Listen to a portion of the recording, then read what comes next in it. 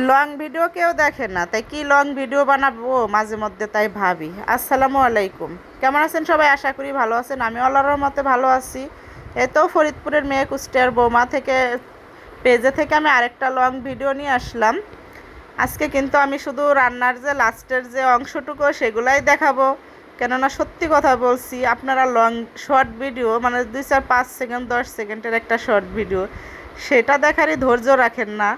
আর কি করে একটা লং ভিডিও দিবেন? কিন্তু হ্যাঁ, ফেসবুকে তো আমার লং ভিডিও দিতেই হবে। ফেসবুক বলেন, ইউটিউব বলেন, যাই যেখানে আমি কাজ করি না কেন অবশ্যই দেওয়া লাগবে। তা আজকে ভাবলাম যে আমি কোনো একটা ভিডিও না সাজিয়ে প্রত্যেকটা ভিডিও লাস্টের অংশ থেকে দিলে কেমন হয়, মানে যে অন্য রকমের একটা ভিডিও। যাই হোক, লাস্টের অংশটা হয়তো একটু দেখতে খারাপ হবে, হোক, মানে প্রথম থেকে যদি যে কোনো রান্নার যদি আপনি নাই দেখেন তাহলে হয়তো বুঝতে পারবেন না। তারপর আজকে সেই কাজটাই করলাম। আর শর্ট একটা ভিডিও নিয়ে আসছি মাত্র 3 মিনিটের। এই তো করলা ভাজিটা কিন্তু আমাদের ঘরে কাঁচা কাঁচা ভাজি হয়, তেমন মশলা দেওয়া হয় না, কিন্তু আজকে আমি মশলা দিছি তাই খুরসুন দিয়ে দেখাইতাছি। মানে সামান্য একটু ধনিয়ার গুঁড়া আর হচ্ছে সামান্য একটু হলুদের গুঁড়া, যাতে হালকা একটু কালার আসে, কেননা আমি এখানে 2টা আলু কুচিয়ে দিয়েছি। আর একদমই যে পেঁয়াজ দেয়নি তা না, পেঁয়াজটা দিয়েছি। আমাদের ফরিদপুরের মানুষ কিন্তু করলা ভাজি করতে গেলে অর্ধেক অর্ধেক পেঁয়াজ দেয়, কিন্তু পেঁয়াজের যে পরিমাণ দাম, তা আমি পেঁয়াজের বিকল্পে কী করছি, একটু আলু কুচিয়ে দিছি যাতে নরম হয়, পেঁয়াজটা যাতে আমার একটু কম দিতে হয়।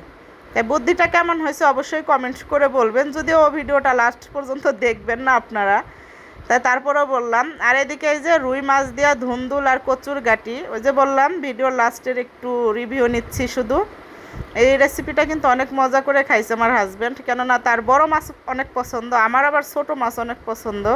মানে হাতে মেখে ছোট মাছ, যে কোনো ছোট মাছের তরকারি চচ্চড়ি খুব ভালো লাগে। আসলে এক একজনের এক এক ধরনের খাবার পছন্দ, কিছু করার নাই। আর এদিকে হচ্ছে আমি মুরগির মাংস রান্না করছিলাম, সেখান থেকে ছেলে ভিডিওটা নিয়েছিল, মাত্র 7 সেকেন্ডের একটা ভিডিও। সেদিন অসুস্থ ছিলাম, তাই যাই হোক লাস্টের একটু ভিডিও নেওয়া আছে। সবাইকে একটা কথা বলবো, যারা ভিডিওটা লাস্ট পর্যন্ত দেখছেন সবাইকে অসংখ্য ধন্যবাদ। আর এই ভিডিওটা যারা ইউটিউব থেকে দেখবেন অবশ্যই আমার চ্যানেলটা সাবস্ক্রাইব করে রাখবেন। ভিডিওটা কিন্তু টিকটকেও চলে যাবে, আমার টিকটকের উপরেই কিন্তু ইউটিউবের লিঙ্ক দেওয়া আছে।